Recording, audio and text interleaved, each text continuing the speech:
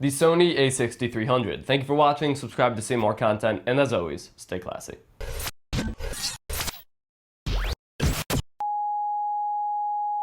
For the last few months, the main camera behind MS Tech has been this, and don't be fooled by its size. This is the Sony a6300. While it's kind of small, I mean, we have a little bit of a bigger rig around it, but the camera body itself is pretty small. Don't be fooled, it's a freaking 4K beast, and today I'm gonna show you why.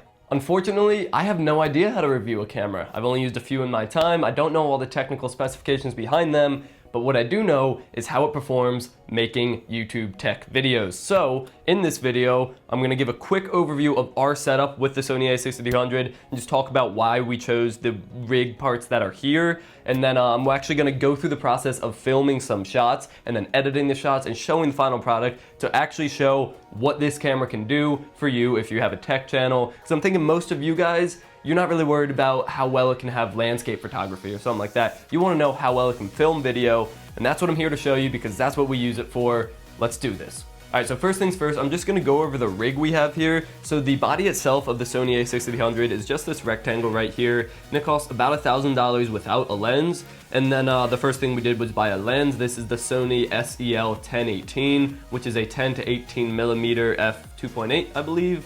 And it's just a really wide angle lens and it's really sharp. And I believe the lens cost around $600. I'll leave the links to everything down below. And I will probably be getting a lens with a higher focal length, so like 25, maybe 30 millimeters in the future. But for now, this really is doing just fine with the crop factor. And then it's on top of a camera cage here because the lens, if it goes on top of the tripod plate without this camera cage, the lens is actually like pressed up against the plate because the camera body is so small. So we needed this camera cage to lift it up a little bit to give room for movement with the lens and whatnot. And that has worked very well. And then the last thing here is the monitor up here. This is a monitor from Sony themselves. It's a 1080p monitor. And let me just go ahead and turn the camera on and the monitor on. And you'll see that it just allows you to view exactly what you're about to create because the screen on the a6300 does not flip out like some Canon cameras, which was a little bit of a problem at first, and it's kind of small. You can't really tell what's in focus because it doesn't have a focus peaking mode. So that's where this monitor comes in. Is it on right now? It is, but the ISO is very low. Let me just boost that on up. So you can see that the monitor just shows exactly what's on there up here, and that allows you to get a bigger and just more realistic picture of what you're about to film, and it has helped a ton. And it uses actually the same battery that the camera uses, so we just have like 4 of those batteries and cycle between them. And the little mount here is a third-party tripod mount, not tripod mount, hot shoe mount, cold hot shoe mount. And you can just undo this little tension lock, and you can move the monitor around, twist it around, turn it, and then when you're happy with where it is, you just increase the tension and it stays like that. And then this whole thing goes on top of the tripod, and that is our camera rig. Ooh. So now what we're gonna do is film a B-roll shot and then a profile shot. So one of me talking like in most of my videos, and then a B-roll shot of one of the products around here, and just show what goes into framing the shot, focusing the shot, make sure it looks good, and then bring it into Premiere or Final Cut and actually doing some edits, showing you how we edit it, and then showing the final product to show exactly what type of video this camera can produce. Okay, so this is basically a B-roll shot setup, and I'm gonna take you through what I do to actually get a B-roll shot. And the one thing I didn't mention is that the sensor actually sees a 6K image and then downscales it to 4K, so there's that extra sharpness there, and it records at 100 megabytes per second, which is a very high bit rate, which means there's a lot of detail in there, and it does record, I believe, at 24 frames per second at that bit rate, which is what movies use. Typically, previously, we recorded at 30 frames per second, and that was fine, and then this switched us over to 24, and honestly, I haven't noticed a difference. It really works the same. So here's the shot. Basic shot, just getting it of the top of the microphone here. The light is, I want to get this light just kind of facing it to get more primary light on it. You can see it actually made a big difference if you come in here to the display there when it was over here. Very dark. And then it gets it right on the front there, which is nice. So then, check the zoom, make sure happy with it. Right about there is good. This will probably be a pan shot. And then with this monitor, you get 2 very useful functions. One is exposure. So you can go ahead like that, and as I increase the ISO, when it turns red like that, that means it's overexposed. So I just go down till there's no red, turn it off, and it is a perfectly exposed shot. And then there is also a focus assist. So first, I need to turn it onto, well, I need to take down the f-stop down to f4 to get that, or f4. Oh, I believe I said it was f2.8 earlier. It is an f4 lens, and I guess there'll be an annotation explaining that. So I'm going to overexposure, make sure it's good. Boom. Okay, so now I'm going to take it from autofocus to manual focus, and then C1 here has another custom function button. We'll turn it into focus peaking mode. So I can then zoom in on it, move up, and you can see that it is indeed in focus. That red outline means it's in focus. As I change the focus, you can kind of tell when it's the most in focus. So right about there. And then I'll unzoom, and that is the shot. It's in focus, it's properly exposed, it's framed just how I want it. So I'm gonna slide it over to the left a little bit, start recording, and we're done. That is a B-roll shot. That's a nice smooth pan. And with the pans, you kind of just gotta do it as smooth as possible. There's always motion stabilization in editing to help if you have any shakiness. But in general, a nice fluid head like this Manfrotto one does help a lot. Okay, so this is what a standard profile shot looks for us. That's Byron, he'll be our model. We have two lights there and there. The main lights are off to give that nice dark background, which looks absolutely phenomenal. And then the camera is right here. I'm behind the camera right now, just facing him. So we try to get a little bit of the table in to show the product, whichever one we're talking about. Try to get that in focus. Yeah. And the setup of this shot is very similar to setting up a B-roll shot. The first thing you do is check exposure, make sure nothing's overexposed. See, that would be overexposed. You just keep going down until it's good, like so. And turn it off of exposure check. There he is, looking good. And then of course there's focus check. Make sure his edges are in focus, and they are. You'll see that his beard isn't red because there's no really definable edges. That's too small and minute details. But you can see his ears and his eyes. There's red there, so he is in focus. And then you can even check it without focus mode on, and you can just play with the focus ring to make sure. Now there is a really good autofocus system on this camera, but the problem with that is there's breathing. So when it's on autofocus with those LEDs in the back there, you can kind of see some slight flickering if you're really looking for it. And not that most people would notice, but it bothers me to no end. So we keep it on manual focus almost all the time.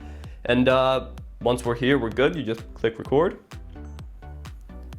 And wow, he's being recorded. I'm being recorded. And that's really what goes into a profile shot. It's a very similar setup as a B-roll shot, but they're just the things to keep in mind that are separate from a B-roll shot are like keeping this table even in the shot. So it's not higher on one side than the other side, and then you just have to pay attention to lighting, overexposure, and focus, and that's really it. So I'm in Premiere now, and you can see that I have both of the clips imported into the project, and honestly I'm just gonna go through it and show what type of edits I make regarding the video quality. I'm not gonna worry about the audio or anything right now. I do typically make this a little bit bigger and shrink it down to size. So then we go over to effects, and usually the first thing I'll do is go to color correction, fast color corrector, throw that on there. And with the A6300, it actually has a really good auto white balance, so I haven't been messing with the white balance as much, but I do like to take the output black levels up a little bit so it's less dark, and then I take the white levels and bring them down a little bit. This gives a little bit more dynamic range, a little bit flatter of an image, which is actually pretty typical when you see nicer cameras. I also tend to boost the saturation a little bit just to make the colors pop. With different videos, you'll want to boost the saturation more or less because that orange is a very vibrant orange. If you boost it too much, it'll start looking red and stuff. So I'm just going to boost it to like 108, 110. And I can scroll back up and actually undo fast color corrector, and you can see that it doesn't make a huge difference, but it does make a difference. And then next thing I'll do is go brightness and contrast, close out the fast color corrector, and really this is just by eye. The brightness is pretty good. I might boost the contrast a little bit, like so. And then the last big thing I do is sharpen. So you just take sharpen, you throw it on there. With B-roll, I tend to do a sharpen of about 40. And that will make it a lot sharper. But then you can see there it's a little bit too much because it's already perfectly in focus and close up. So then I'll bring it down to maybe 30, try that out.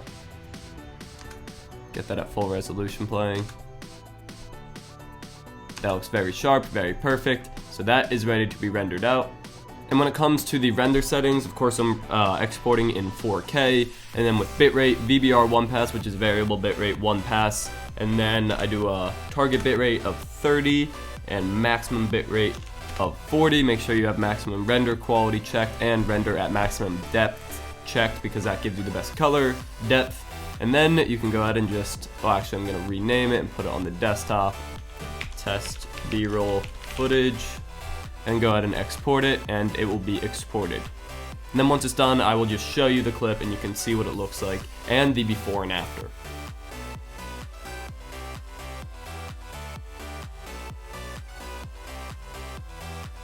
Alright, and now on to the live shot. So again, you just throw it in there, and I'm still just focusing on the video. So there it is right there, and it's a pretty similar process. You go through mostly the same things. Again, I start with color correction and fast color corrector, and don't really mess with the wheel. I'll boost saturation a little bit. You can see it really makes his shirt pop there. So this is around 100, and then 106, still looking good. 114 and above, it just gets a little too colorful, and it just looks a little fake. So again, I'll keep around 112, that seems good. I'll raise the output black level a little bit. If you do it too much, then it just gets like washed out. You just want to do it a little bit to increase the detail in the shadows. And it will be a little bit outdone by the contrast, but I think if you do this, then boost the contrast, it kind of just makes it look better. Maybe that's just a placebo. But then you minimize that, brightness, contrast. It looks pretty good. I'll boost the contrast a little bit to about there. Yep, looks pretty good. Then let's go to sharpen. With the live shots and profile shots like this, I tend to only do like 10 or 20 sharpen, just because it looks a little weird if it's too sharp, and it starts to like bring out facial features that aren't actually there. So you just want to be careful with the sharpen tool. It's very powerful and can bring out a lot of detail, but it can also bring out too much detail and make it look not real. So then this looks pretty good, and if I say I undid fast color corrector, you can see the difference there, how much more colorful it gets when the fast color corrector is applied. Same with brightness, contrast, makes a big difference. Sharpen, you can't notice as much, but it definitely does make a difference. I'll actually boost that up to 15. And then the same goes for the export settings. Ooh, I got my sequence. Same goes for the export settings. I'll go ahead and render it out and then show you a before and after of the profile shot.